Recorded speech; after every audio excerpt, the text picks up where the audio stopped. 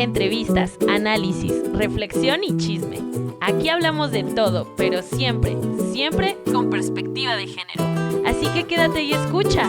Este es tu podcast Morrites en la Lucha. Hola, mi nombre es Fanny Arreola y este espacio es Morrites en la Lucha. La verdad es que estoy muy feliz por inaugurar este lugar de la mano de Ágora Records y en esta ocasión estaremos hablando de un tema que si eres mexicano seguramente te va a interesar. Haremos una radiografía de lo que Octavio Paz plantea en el libro El laberinto de la soledad y para eso traemos un invitado de lujo que la verdad yo me siento muy congratulada de que esté aquí el día de hoy debido a que es alguien que yo ya tuve la oportunidad de entrevistar en el pasado. Hace un par de años hablamos sobre la iconoclasia y por qué las mujeres se expresan a través de la intervención a monumentos. Y bueno, sin mayor preámbulo, le doy la bienvenida al profesor Adrián Gómez. Él es psicoanalista, es maestro en psicoanálisis y es docente. Y cabe mencionar que fue mi profe en la universidad. Profe, ¿cómo estás? Muy bien, con mucho gusto de acompañarte, de aportar todo lo que pueda a este espacio y con mucho gusto de saber que tienes este proyecto que ojalá tenga repercusiones padres en las vidas de varias personas.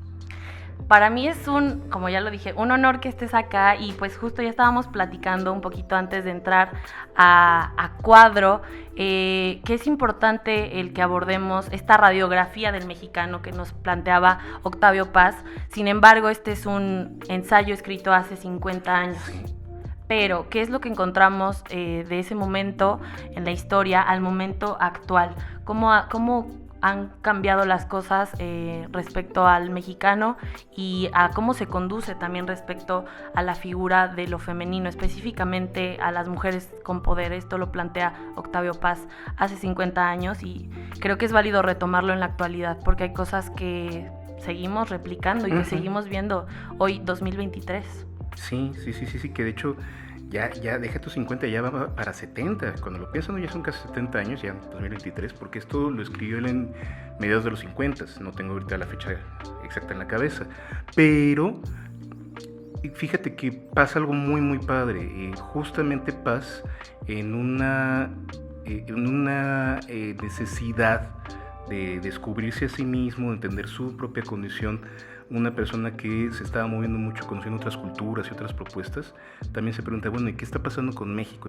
Sí, porque él vivía, me parece, en Europa, en Francia, cuando escribió esto, ¿no? Ya había vivido en Estados Unidos, había analizado un poco el contexto también de conducta entre hombres y mujeres en estas otras sociedades y de ahí parte un poco para analizar cómo nos conducimos nosotros como mexicanos entre nosotros. Y al final, fíjate, yo creo que sigue siendo un texto muy relevante y seguimos hablando de este texto tanto tiempo después, precisamente porque no solo es hablar de la mexicanidad como tal. Creo que el eje central de lo que está planteando es la identidad como tal. Entonces, ¿qué sucede? Justamente el tener que construir una identidad, ¿qué te hace a ti distinto a otras personas? ¿Qué te caracteriza? Es aplicable al individuo, pero también a los grupos y también a la sociedad misma, ¿no? Cuando dices, me considero fanático del reggaetón, cuando me considero metalero a morir, ¿no? Dark metal noruego, no hay otra cosa en el mundo, hay una serie de cosas que adoptas como propias. Claro. Que te ayuda también a definir parte de quién eres. Entonces él también se detiene a decir, bueno, ¿qué nos hace distintos a los mexicanos de otras nacionalidades? Y poco a poco, el gran ensayista entre los géneros que trabajó, el ensayo te permite ir poco a poco ir trabajando esto de una manera mucho más fluida.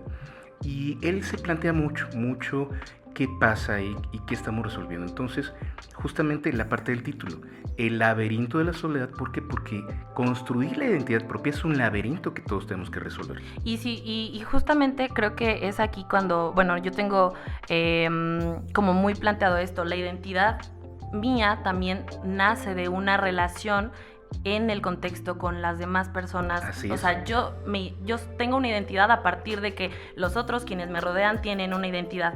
En este caso en específico, y partiendo de un capítulo, el de las máscaras, justo en este ensayo, él comienza a hablar de que las máscaras en la sociedad mexicana del pasado, pero que también nos permea hoy, algunas de estas máscaras son los roles de género, ¿no? Sí. Sí. Vamos ahí con varias ideas que son muy padres y que nuevamente, aunque pasen 70 años, seguimos viviendo con una muy fuerte influencia de varias cosas. Él te plantea que México nace de dos culturas violentas, ¿va? La cultura mexica y la cultura española. Sí, de repente caemos en una idealización de los pueblos prehispánicos, pero si revisas, honestamente, los aztecas tenían dominados a una cantidad interesante de pueblos alrededor, ¿no? Y también tenían sus cosas. Entonces, al final, ¿qué pasa? Él retoma mucho la idea de que con la conquista pasó algo muy interesante, donde la cosmovisión prehispánica era que no es tanto lo que haga o no el ser humano, sino que dependemos de los dioses y somos parte de todo eso. Coincide la llegada de Cortés y el puñado de españoles, coincide un poco con un momento que esperaban un cambio cosmogónico importante, y se conjunta un poco para una defensa en la cual ya daban por sentado que iban a perder. Okay. Únelo con los grupos que no estaban de acuerdo con el dominio de los mexicas, como los tlaxcaltecas, y de repente tiene una serie de aliados nativos que no esperaban. Entonces fue una conquista inesperada, donde ¿qué pasa? Pierde ese cariño de los dioses, ¿no? Sí, se derrumbó nuestro imperio, se derrumbó nuestro dominio, en gran parte es porque me dejaron solo los dioses, me dejaron solos todos sus dioses, y entonces él plantea que una parte súper importante de la identidad mexicana ha sido esta sensación de despojo. Sí, de vacío, ¿no? ¿Dónde estoy yo? ¿Dónde está mi acompañamiento? ¿O alguna vez lo tuve? Así es. Es ahí donde nace un poco como esta idea de la soledad, ¿cierto? Así es. Y entonces, en este reto de ahora quién soy en esta nueva cultura, en esta nueva sociedad, es un reto en el cual, de alguna manera, la identidad mexicana, y esto se filtra a lo individual, nos pega mucho la incertidumbre de si realmente soy una persona sólida, una personalidad sólida, realmente cuál es mi papel en la sociedad, cuál es el papel de México en el mundo. ¿Y cuál es el papel de cada uno de estos, pues ya llamémosle roles, ¿no? El hombre, la mujer, y cómo fueron a su vez, sí, dominados como sociedad en general, como cultura en general, pero que fueron distintos los métodos de usurpación. A las mujeres se les raptaba, se les violaba, claro. A los hombres se les esclavizaba, y justo en este punto nace también un poco la concepción de Malitzin, de la Malinche, y cómo la empezamos a concebir como mexicanos. Ahora, fíjate, me encantó ahorita que dijeras que los hombres esclavizados y las mujeres violadas, porque ambas son acciones a través de las cuales completamente deshumanizas al otro. La otra persona no es más que un recurso. El esclavo con su fuerza física, la mujer únicamente como un depositorio de mi deseo sexual. Totalmente. Entonces ya no es un ser humano como tú lo estás. Hoy en día usaríamos el término cosificando, ¿va? Pero justamente si yo te despojo de eso, entonces ¿dónde queda tu propia identidad? Y es aquí, profe, lo estábamos platicando, pero quiero de verdad que lo ahondemos en este episodio. Seguramente vamos a utilizar algún recurso de PIP, pero de aquí nace lo de la chingada, ¿no? Ah, sí. Porque la chingada es la mujer que fue violada en la conquista, y por eso, años después, no solamente desde este ensayo de Octavio Paz, realmente seguimos utilizando esto. Eres un hijo de la, te voy a...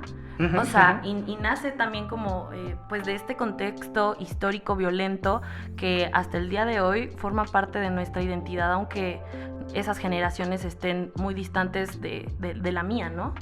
Claro, entonces fíjate, toda esta cuestión de la Malinche, esta figura casi mítica de una mujer indígena que se alía, ¿va? Vete tú a saber las circunstancias, pero en la leyenda, en el imaginario colectivo, se alía con el conquistador y le ayuda. Entonces vista como una mujer traicionera, ¿va? No fue obligada, vete tú a saber, pero con eso se le ve como traicionera y deleznable.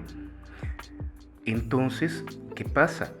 Esta cuestión de la chingada y demás, checa las groserías en cualquier cultura, cualquier lenguaje te habla mucho de cuestiones sociales y qué considera importante o no una cultura.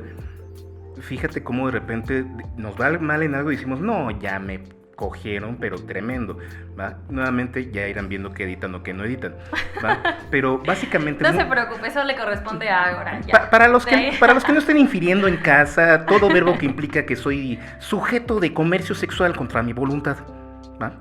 Entonces, decimos cosas donde ya, curiosamente, en vez de ver la sexualidad como una comunión de dos personas que como mínimo se la quieren pasar bien mutuamente, lo vemos como una vía de invadir al otro, de romper sus límites, de convertirlo en objeto mío. Entonces, ya ejercieron una violencia contra mí y yo me dejé o no me pude defender. Entonces es donde surgen cosas como te insulto diciéndote que eres checa dato, chingada madre, ¿va? Una Exacto. mujer que ya fue víctima de esto, hijo de la chingada, surgiste de ese tipo de situaciones, ¿va? Y justamente... O te voy a chingar.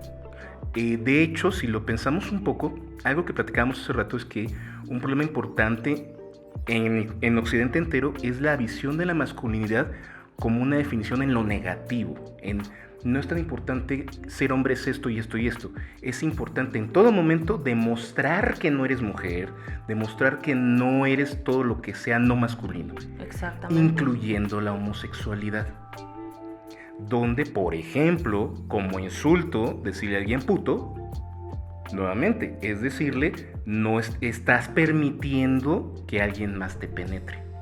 Claro. Curiosamente, ojo, y aquí te estoy hablando, por ejemplo, de cosas en la cultura carcelaria y en círculos en México y en otros países donde hay muchas personas muchos hombres que entran en actividad homosexual, pero tú les preguntas cómo es su vivencia y cómo lo conciben, y dicen, no, espérate, yo no soy gay ni homosexual, yo le hice el favor, yo lo penetré, a mí nadie me penetró, sigo siendo bien macho. Claro, y es que todo esto nace justo, o sea, también la palabra rajarse, ¿no? Claro. O sea, si te rajas es porque tienes esta cicatriz, decía Octavio Paz, esta cicatriz que nunca va a sanar, tienes una raja, hace totalmente referencia a los órganos sexuales femeninos, sí. Y entonces si tú te rajas, eres poco, tienes poco valor, tienes poca valentía, poca hombría, eres detestable. Exacto, ya rompiste con un acuerdo y en ese acuerdo pasa algo bien, bien interesante.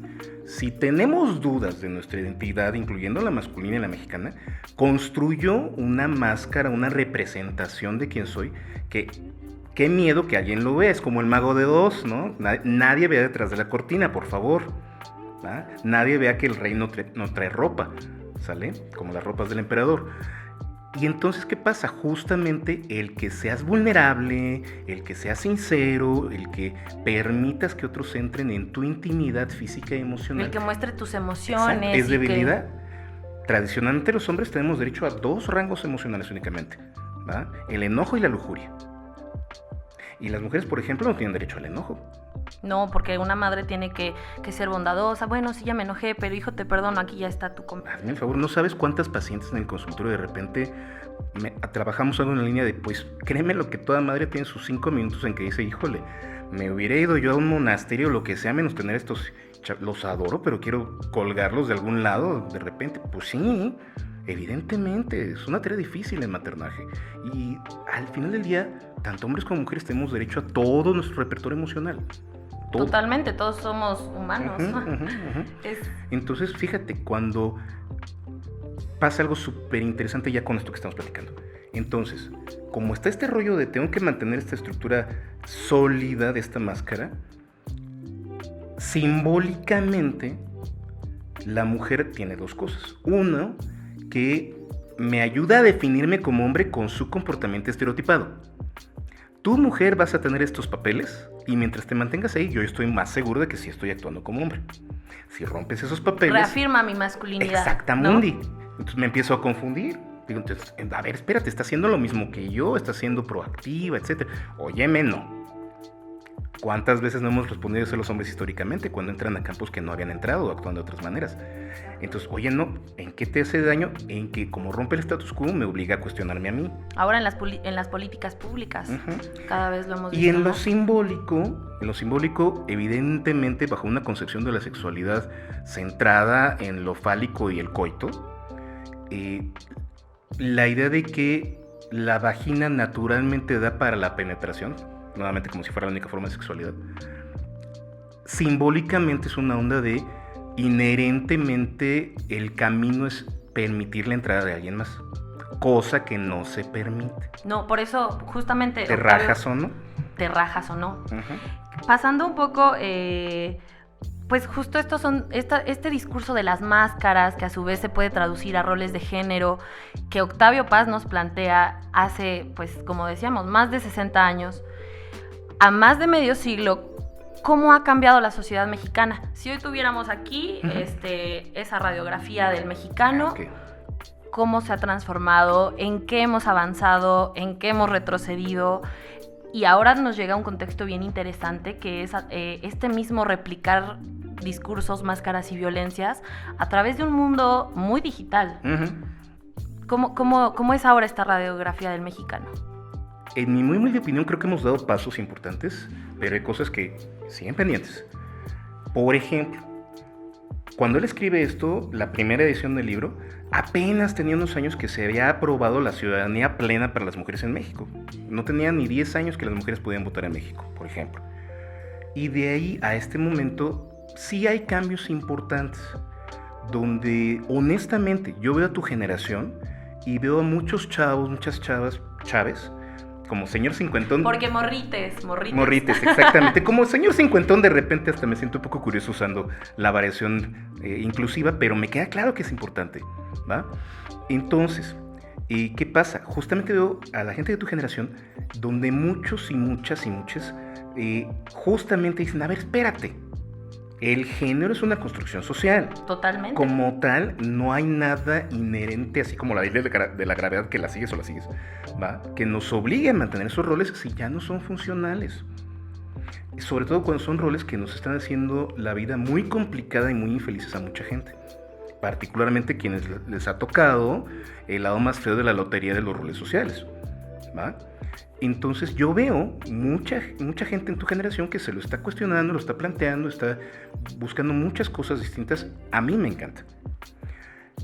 Por un lado, eso es una variación importante. Por otro, es un hecho. Seguimos con una tendencia muy fuerte a justamente evitar esas sensaciones de incomodidad, esas sensaciones de incertidumbre, esas sensaciones de, a ver, espérate, yo ya sabía que el mundo era de cierta manera y ahora me lo cambias, ¿va? Aquí quiero hacer una intervención importante, profe. Justo desde el psicoanálisis estamos hablando, oye, yo ya tenía una concepción del mundo, yo veía en mi casa cómo ciertos roles se cumplían, y a pesar de que mi papá había tenido una jornada de 8 horas y mi mamá lo mismo, pero en tareas que tienen que ver totalmente con el cuidado de mis hermanos, mío y del hogar mismo, y todavía más allá de esas 8 horas que ambos laboraron, llega mi papá, se pone a hacer algo lúdico, puede encender la radio, la televisión, mi mamá tiene que cocinar, o sea, estos roles que muchos hemos visto en nuestros hogares y que de repente decimos, ok, o sea, ¿cómo cuestionarlos si mis padres son si yo todavía soy muy pequeño, muy pequeña? Estamos hablando también de una cuestión de lo inconsciente. Desde el psicoanálisis, ¿cómo funciona este inconsciente? Mira, parte de la premisa de que mucho de lo que pensamos, decidimos y nuestras emociones, la verdad no es tu parte racional e inteligente la que se sienta a decidir muchas cosas. Nos surge espontáneamente.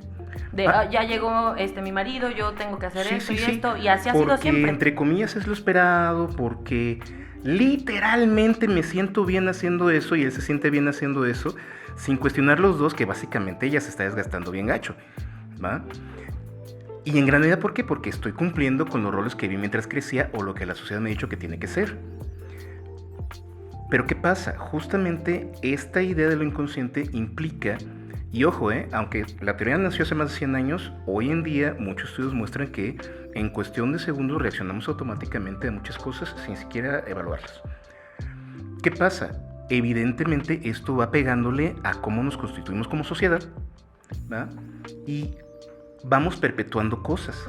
Exacto. Todo señor machista que conozcas, entre otras cosas, hubo una figura masculina posiblemente que le daba un ejemplo a seguir, pero también una figura femenina que le decía, ese es mi hijo.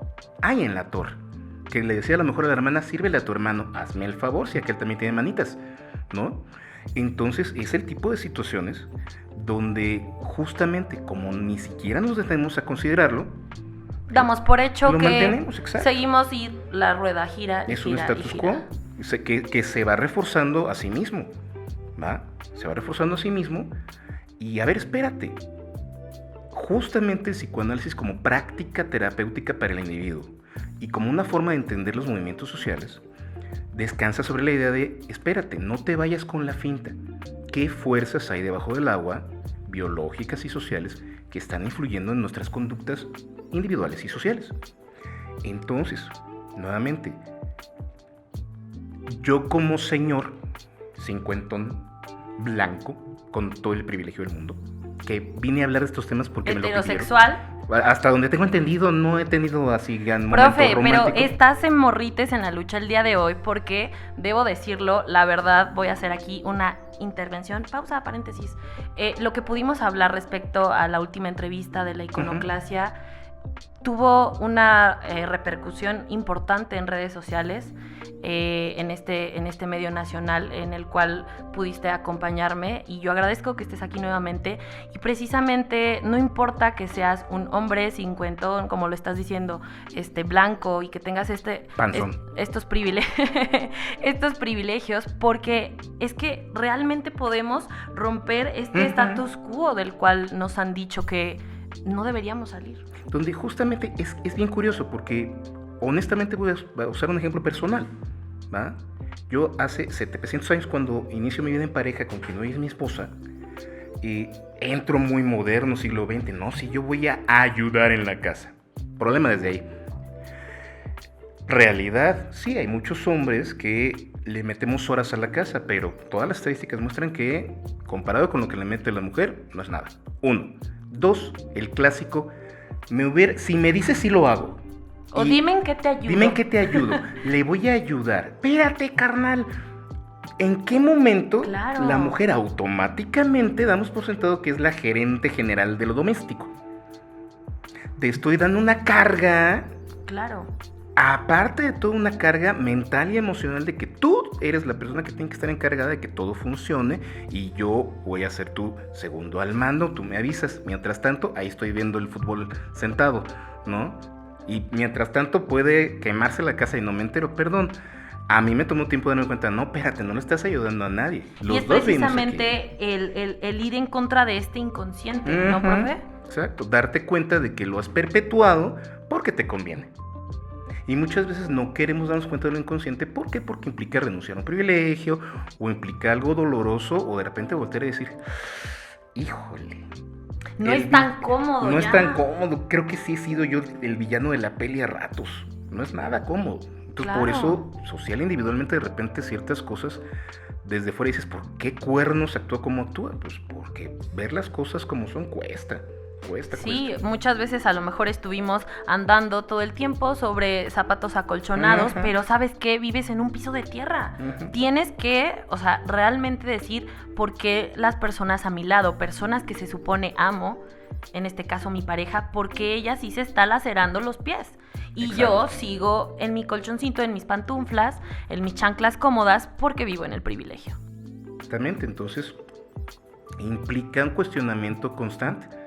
Quienes entran a psicoterapia duro, que el psicoanálisis suele ser un enfoque no sencillo, justamente no hay que comprar. Es catártico, totalmente. Es catártico y confrontante. Entonces va a haber sesiones de las que sale uno de veras como jerga de cocina. ¿Por qué? Porque te tocó confrontar cosas de ti que no están padres, pero si no las confrontas no pueden cambiar. Si no lo ponemos en palabras no puede cambiar. Justo estábamos hablando, por ejemplo, hace rato de la cuestión de, ¿por qué algunos compañeros de mi generación preguntan, oye, pero ¿para qué hace falta hablar de feminicidio? ¿No? Un homicidio es un homicidio, ¿por qué hace falta esa figura? ¿Qué crees? Porque estamos hablando de un acto donde termina la vida de alguien en gran medida o exclusivamente por su condición, porque es mujer, punto. Porque siendo mujer tiene un cuerpo violentable. Históricamente el cuerpo de la mujer ha sido usurpado, violentado y tomado por la fuerza para placer de un mundo de hombres. Y eso nos lleva, por ejemplo, ¿qué pasa? Si ponemos en palabras que eso ya habla de una naturaleza distinta de violencia y de agresión. No fue un asunto de un asalto, fue un asunto de mucho por ser mujer, es por lo que se ejerció la violencia.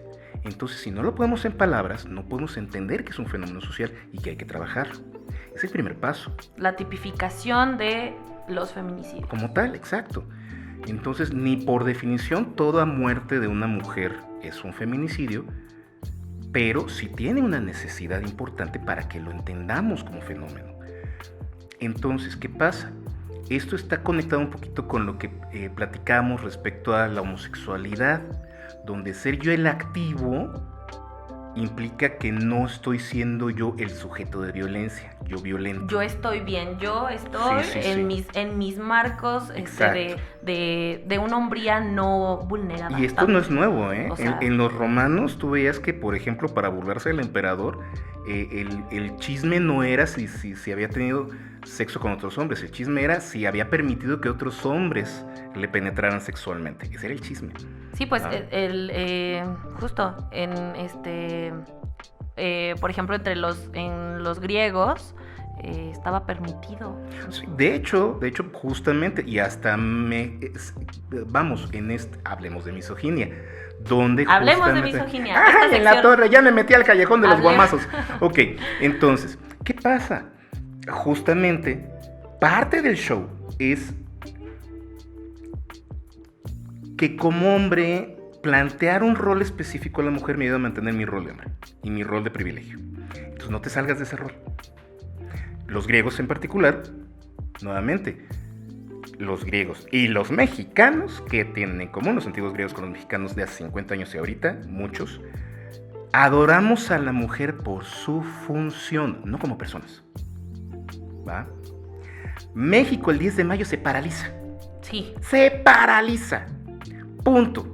Y creo que somos el único país de Latinoamérica o de muchos países que por practicidad no cambió el Día de la Madre a los domingos, como el Día del Padre. No importa, se paraliza este país. Si es 10 de mayo, pleno lunes, ¿Por martes. qué? Porque es un rollo en el cual la madre abnegada, Sara García cincuentera, que nunca se enoja y se sacrifica y sangra por sus hijos, es idealizada, pero es la función. La mujer sexualizada como función, adoramos esa parte, pero tú, mujer, como persona igual que yo, con la misma independencia y autonomía y agencia, no, perdóname. Y precisamente, justo en El laberinto de la soledad, Octavio Paz hace una pregunta que me pareció de lo más interesante. El mexicano, a pesar de que ya había explicado que en estas máscaras existe una violencia ejercida de manera brutal, al mismo tiempo está en un contrapunto bien satírico en el cual, pero todos cuidamos a las señoras, todos respetamos a la madre. Y de repente, él mismo lo plantea en este ensayo, dice, no le hemos preguntado a las mujeres, ¿quieren que las cuidemos tanto? Porque a su vez este cuidado y la madre, la señora, no.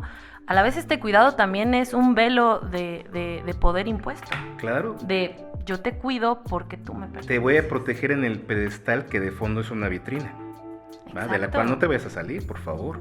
Y síguete viendo así. ¿No? Exacto. Entonces, la verdad, evidentemente, es en el momento en que nos piden ver al otro con agencia que respingamos. El momento en el cual, lo hablamos hace un par de años, el 8 de marzo, pero es que no son formas. No son formas, perdóname, pero creo que cualquiera, si constantemente como grupo demográfico estás en un riesgo de muerte constante y ni la sociedad ni el Estado están respondiendo. Ahora sí que perdone las formas al cuerno, a ver si... Pero nos están matando por nuestra condición totalmente. Y regresando al libro. Natural. regresando al libro, justamente como no está esta solidez en la identidad mexicana, somos muy dados a las formas. No sabes cuántos amigos extranjeros me han dicho que les desespera que los mexicanos nos pasamos de protocolo, de amables, Sí. etcétera, de que no Puedo somos tomar capaces. esta silla, Sí. pero lleva 2 horas O desocupada. tan sencillo, tan sencillo. No somos muchos capaces de decir que no, claramente. Oye, Nos cuesta tal muchísimo reunión decir en que tal no. lado, ahí voy a estar. Nunca vas a estar, pero no puedes decir que no. ¿Va? Y tiene que ver un poquito con esta parte, ¿no? De las formas, como mantener esa máscara. Entonces, quien rompe formas y más, espérate, ¿qué está pasando ahí? Claro. Y es precisamente justo hablando de estas formas y de lo que nos han inyectado en la arteria históricamente, de lo que tenemos que ser, cómo tenemos que ser, cómo tenemos que actuar, los modelos que estamos viendo a replicar, cómo romper con con este status quo.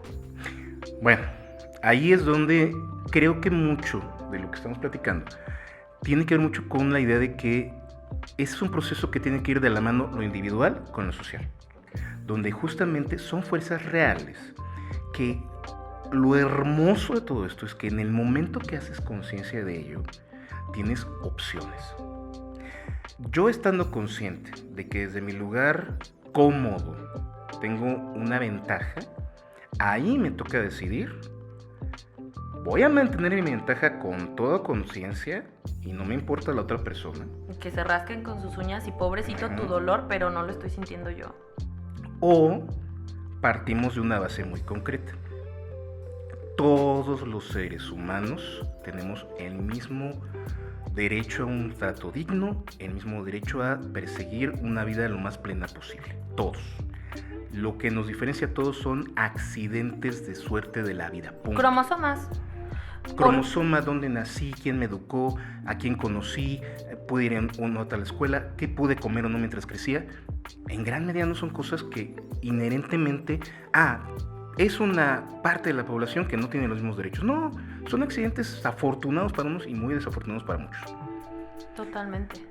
Y nuevamente, tiene mucho más que ver con clases que han dominado. Y pues, ¿a quién le gusta renunciar al poder? Claro, ¿quién quiere lastimarse los pies? Exacto. ¿Quién dice? No es fácil decir, ¿sabes qué? Yo tengo 1,000 pesos. Nadie tiene nada. Bueno, todos vamos a tener 100 y yo me quedo con 100. No es fácil. No es fácil, Claro. entonces le damos la vuelta.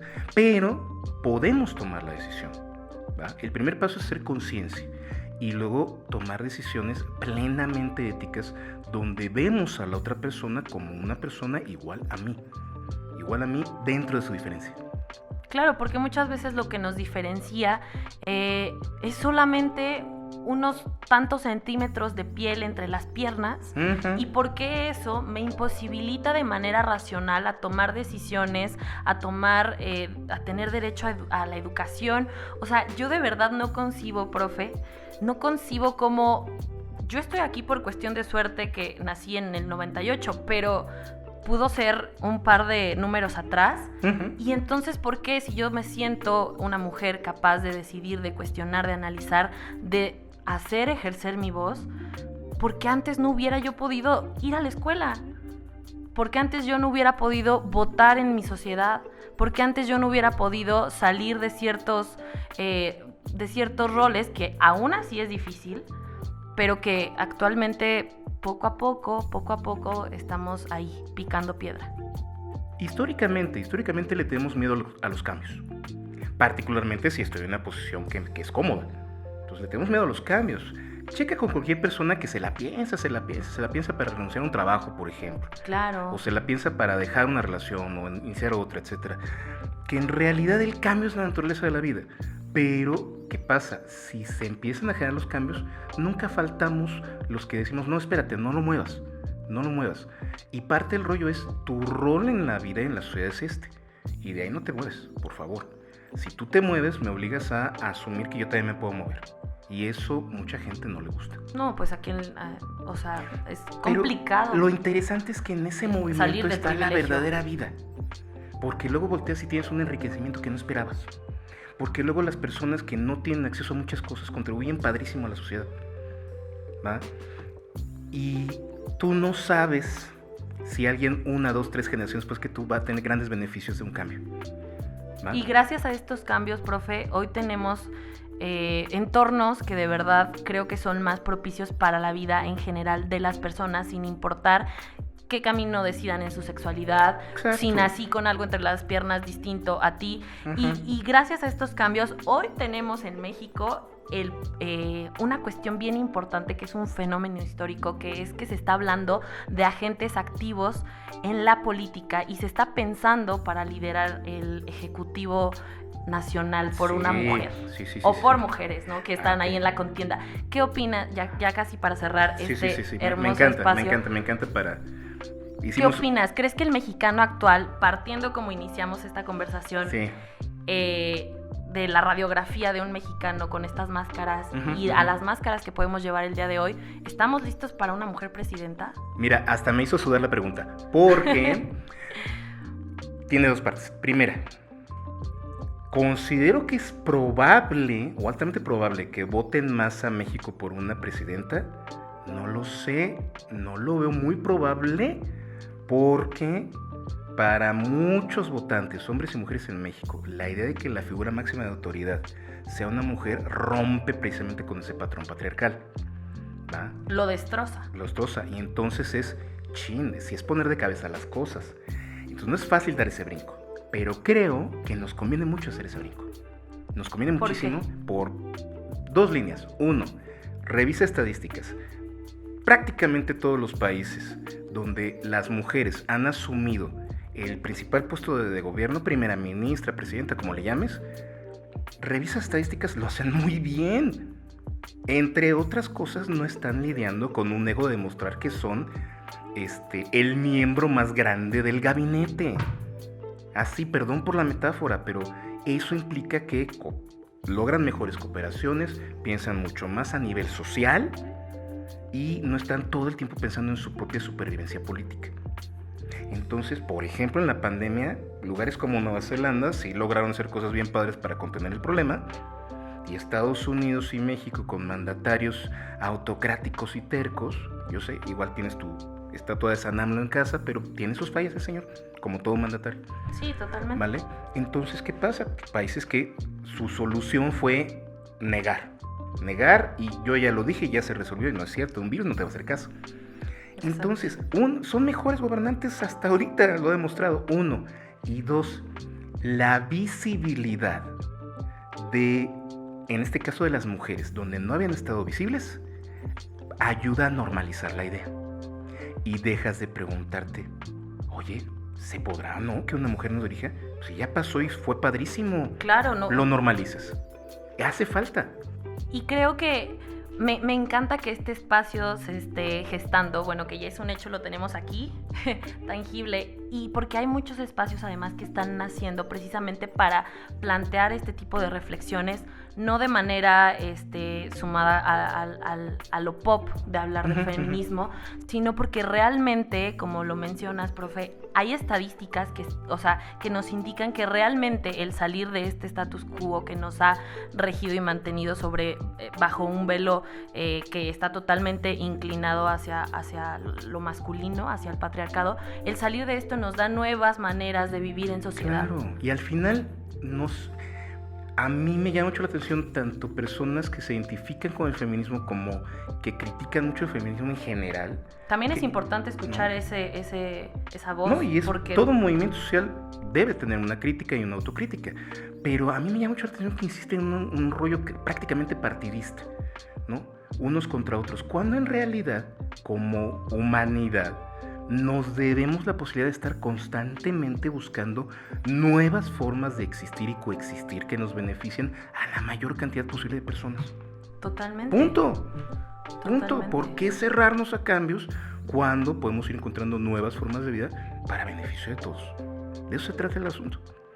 A mí me llamaba mucho la atención llegar a este punto de la entrevista en el cual planteábamos las posibilidades en el gobierno y en la discusión política actual de México, en donde tanto de derecha como de izquierda se están manejando unas contrincantes, mujeres que realmente están figurando en la conversación de la política, porque antes teníamos, no sé, una Margarita Zavala, por ejemplo, y siempre se sintió un poco alejada del peldaño de discusión y de contienda real. Pero realmente, profe, creo que en este 2023 y para las elecciones que se vienen ya se está manejando un análisis real de estas figuras de posible poder.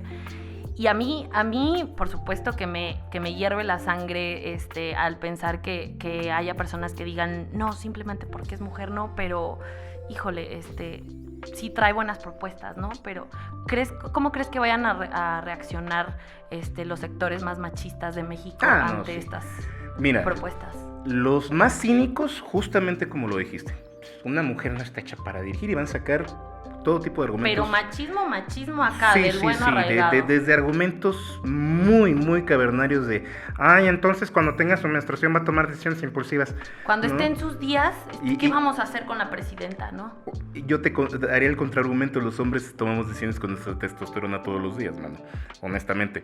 Entonces, pues, desde ese tipo de argumentos hasta argumentos del estilo, pero únicamente tiene chance de ser candidata porque es mujer. Espérate, bájale 7 rayas, porque justamente es demostrar que puede ser tan buena mandataria o tan humana y limitada como cualquier otra persona, independientemente de su sexo genético y género asumido.